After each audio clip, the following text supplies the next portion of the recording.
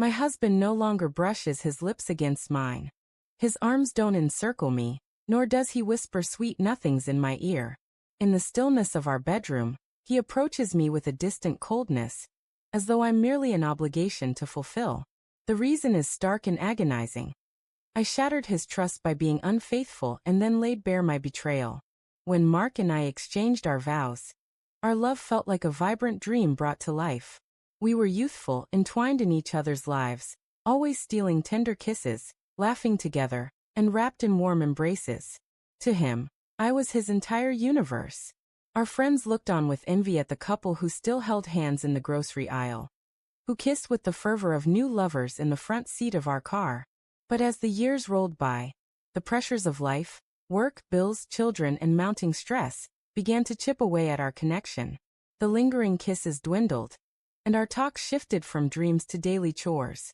We became more like housemates coordinating a shared existence than soulmates pursuing a shared vision. Though my love for him remained steadfast, I felt like a ghost in our marriage, unseen and unappreciated. That's when Alex appeared in my life. He wasn't remarkable, not even close to the man Mark is. But he noticed me, showered me with praise, and ignited a spark I hadn't felt in ages. It started innocently enough. Casual texts, playful exchanges, a flirtatious comment here and there. But one impulsive night, I crossed a forbidden line and slept with him. Guilt surged over me like a tidal wave, relentless and overwhelming. I couldn't eat, couldn't find peace. Each time Mark leaned in for a goodnight kiss, the secret tightened around my heart like a vice. I vowed it was a one-time error, never to happen again. Yet the truth gnawed at me, a festering wound, until I could no longer contain it. One night, as we lay in bed and he reached to kiss me goodnight, the confession spilled out. "Mark, I betrayed you." His face, first frozen in disbelief, then twisted in pain, and finally cloaked in a chilling shadow, haunts me still. He didn't shout or shatter anything. He only asked, "Why?"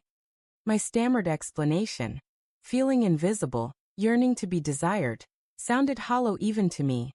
How could I defend breaking the heart of the man who had given me everything for a fleeting encounter with someone so inconsequential? That night, he didn't leave in a fury. He barely uttered a word. Instead, he turned his back to me, his silence erecting an unyielding barrier between us. For the first time, an impassable divide stood in our marriage. From that moment, Mark changed. He still comes to me in the dark, but there's no warmth, no soft whispers, no gentle touches, just a mechanical act stripped of affection. At first, I told myself he was punishing me, that he needed time to mend. But as weeks bled into months, the reality became undeniable. He had emotionally detached himself from me. I'm no longer his cherished wife, but a living reminder of betrayal. The smallest losses wound the deepest. He no longer reaches for my hand in public. His eyes no longer brighten when I walk into a room. The warmth in his gaze has faded entirely. I live in the same house, sleep in the same bed, but I'm a phantom wandering through the wreckage of the life we built together.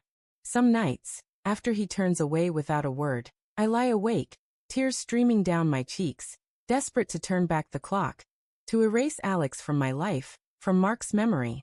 But my actions are irreversible. What cuts even deeper is that I chose to confess.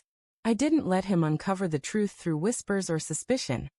I thrust the painful truth upon him, forcing him to bear its weight every day. Though he hasn't shared our secret with friends or family, I feel their silent judgment. His parents' glances carry unspoken questions. His sister avoids my gaze. Perhaps he confided in them, or maybe they simply sensed the fracture in our bond. Either way, I'm marked now, the woman who shattered a good man's heart. People often think infidelity springs from passion or temptation, but for me, it was born of loneliness. I felt ignored, undervalued, and in my desperation to be seen, I made the most devastating mistake of my life. Instead of filling that void, I deepened it beyond measure. Now I live in a marriage that feels like a punishment. I don't know if Mark will ever forgive me, or if he even wants to try. I'm unsure whether he stays for me, for our children, or because leaving feels too overwhelming. But one truth is unmistakable. The love we once shared, the kisses, the joy, the effortless intimacy, died the night I confessed. And I was the one who snuffed it out. If you're reading this, tempted to stray from your marriage, thinking a fleeting text or a single night carries no weight, let my story be your warning. That brief thrill isn't worth the price. That momentary attention isn't worth the destruction.